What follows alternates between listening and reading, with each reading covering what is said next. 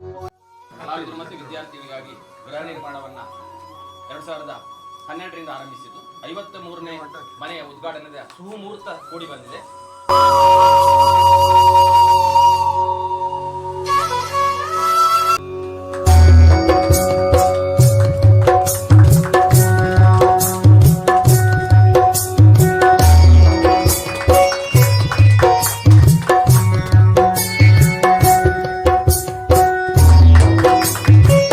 ಕ್ಷೇತ್ರದ ಶಾಸಕರಾದ ಶ್ರೀ ಗುರುರಾಜ್ ಗಂಟಿಹೊಳೆಯವರು ವಿದ್ಯುಕ್ತವಾಗಿ ದೀಪ ಬೆಳಗಿಸಿ ಉದ್ಘಾಟಿಸಿದ್ದಾರೆ.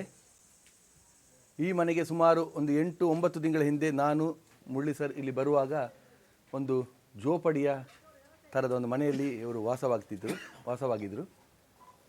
ತೀರ್ಮಾನಿಸಿದೆವು ಇದನ್ನು ಮನೆ ಕಟ್ಟಿಕೊಡ್ಬೇಕಂತೇಳಿ. ಶಾಸಕರ ಒಂದು ಸಹಕಾರದಿಂದ ಅವರೇ ಕೊಟ್ಟ ಆಶ್ವಾಸನೆಯಂತೆ ಬೈಂದೂರು ಕ್ಷೇತ್ರದಲ್ಲಿ ಎಷ್ಟು ಮನೆ ಇದ್ದರೂ ಅದಕ್ಕೆ ನಾವು ಸಹಕಾರ ನೀಡ್ತೇವೆ ಅಂತೇಳಿ ಒಂದು ಕೊಟ್ಟ ಆಶ್ವಾಸನೆಯಂತೆ ಇವತ್ತು ಈ ಮನೆ ನಿರ್ಮಾಣಗೊಂಡಿದೆ. ಇದಕ್ಕೆ ಮೂಲ ಕಾರಣಗಳು ನಮಗೆ ಶ್ರೀ ಕೃಷ್ಣ ಪ್ರಸಾದ್ ಅಡ್ಯಂತೆಯವರು ಕಲಾರಂಗದ ಎಲ್ಲ ಚಟುವಟಿಕೆ ಅಂದರೆ ಅವರಿಗೆ ಅಷ್ಟು ಇಷ್ಟವಾಗ್ತದೆ, ನಮ್ಮೊಟ್ಟಿಗೆ ಅವರು ಪೂರ್ತಿ ತೊಡಗಿಸಿಕೊಳ್ತಾರೆ.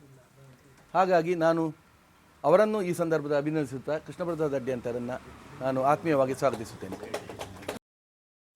ಮುಖ್ಯವಾಗಿ BS ಸುರೇಶ್ ಶೆಟ್ಟರು ಮತ್ತು ವೆಂಕಟೇಶ್ ಕಿಣಿ ಅವರು ನಮ್ಮ ಕಾರ್ಯಕ್ರಮಕ್ಕೆ ಹೊಸದಾಗಿ ಬಂದಿದ್ದಾರೆ. ಹೊಸ ಪರಿಚಯ.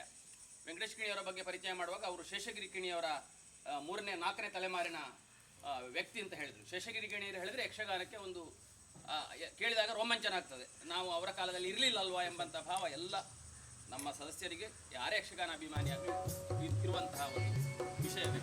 ಅಂಥವರ ಕುಟುಂಬಿಕರು ದಾನಿಗಳಾಗಿ ಒದಗಿ ಬಂದದ್ದು ನಮಗೆ ಅಭಿಮಾನದ ಸಂಗತಿ.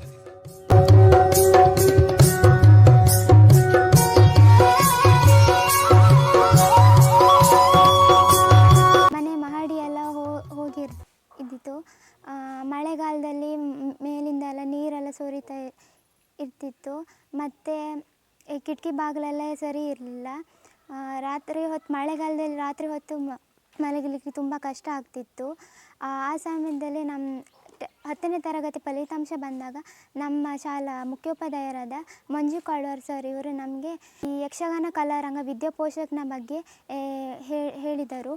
ಮತ್ತು ಅಲ್ಲಿ ಹೋಗಿ ಅರ್ಜಿ ಸಲ್ಲಿಸಲು ಎಲ್ಲ ಸಲಹೆ ಸೂಚನೆಗಳನ್ನು ನೀಡಿ ನಾವು ಅವರಂತೆ ಎಲ್ಲ ಅರ್ಜಿ ಸಲ್ಲಿಸಿತು.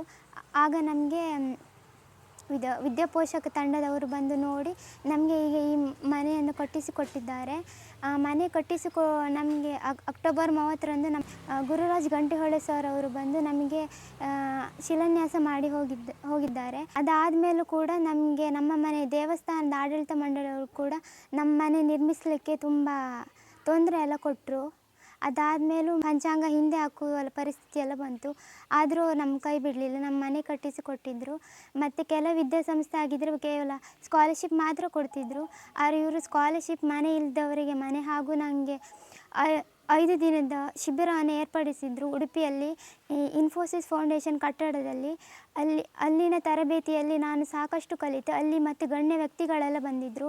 ಅವರ ಜೀವನದ ಅನುಭವ ಮತ್ತು ಹೇಗೆ ನಾವು ಮುಂದೆ ಜೀವನದಲ್ಲಿ ಹೇಗಿರಬೇಕು, ಯಾವುದನ್ನು ಓದಬೇಕು, ಯಾವ ಕೋರ್ಸ್ ಓದಿದರೆ ಏನಾಗ್ತೀವಿ ಅನ್ನೋದೆಲ್ಲ ಗೊತ್ತಿರಲಿಲ್ಲ. ಅದೆಲ್ಲ ತಿಳ್ಕೊಂಡೆ. ತುಂಬ ಸಹಾಯ ಆಯಿತು. ನಾನು ಯಾವಾಗಲೂ ಈ ವಿದ್ಯಾಪೋಷಕ ಯಕ್ಷಗಾನ ಕಲಾರಂಗಕ್ಕೆ ಚಿರಋಣಿಯಾಗಿರ್ತೇನೆ. ಶ್ರೀಕೃಷ್ಣ ಅಡ್ಯಂತಾಯರು, ವೆಂಕಟೇಶ್ ಕಿಣಿ, BS ಸುರೇಶ್ ಶೆಟ್ಟಿ ಹಾಗೂ ಗುರುರಾಜ್ ಗಂಟಿಹೊಳೆ ಸರ್ ಇವರಿಗೆ ನನ್ನ ಧನ್ಯವಾದಗಳು.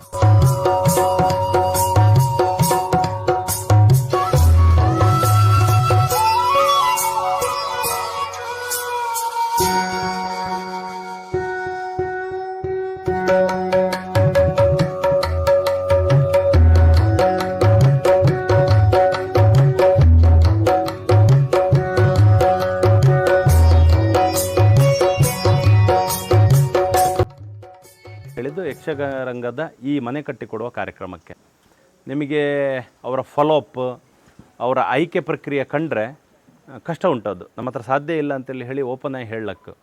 ಒಂದು ವಿದ್ಯಾರ್ಥಿಗಳು ಅರ್ಜಿ ಹಾಕ್ತಾರೆ. ಆ ಅರ್ಜಿಯಲ್ಲಿ ನಾವು ಹೇಳ್ತೇವಲ್ಲ ನಮ್ಮ ಭಾಷೆಯಲ್ಲಿ ಜೆನ್ವಿನ್ ಅಂತ ಹೇಳ್ತೇವೆ, ಸರಿಯಾದ ಆಯ್ಕೆ ಅಂತೇಳಿ ಹೇಳಿ. ಆ ಜೆನ್ವಿನ್ ಆಯ್ಕೆಗೋಸ್ಕರ ಅವರು ಮಕ್ಕಳ ಅರ್ಜಿಯನ್ನು ನೋಡೋದಿಲ್ಲ, ಸೀದಾ ಮಕ್ಕಳ ಅಡ್ರೆಸ್ಸನ್ನು ಹುಡುಕೊಂಡು ಮನೆಗೆ ಹೋಗ್ತಾರೆ. 500 ಅರ್ಜಿ ಬಂತು, 500 ಮನೆಗೆ ಹೋಗ್ತಾರೆ ಅವ್ರು.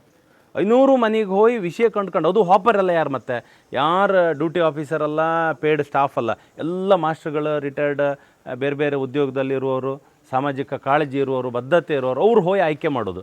ಸೊ ಅಲ್ಲಿಗೆ ಆಯ್ಕೆ ಪ್ರಕ್ರಿಯೆ ಅನ್ನೋದು ಅದೇನು ಸುಲಭದ ಕಥೆ ಅಲ್ಲ ಅಂತೇಳಿ ಆಯಿತು.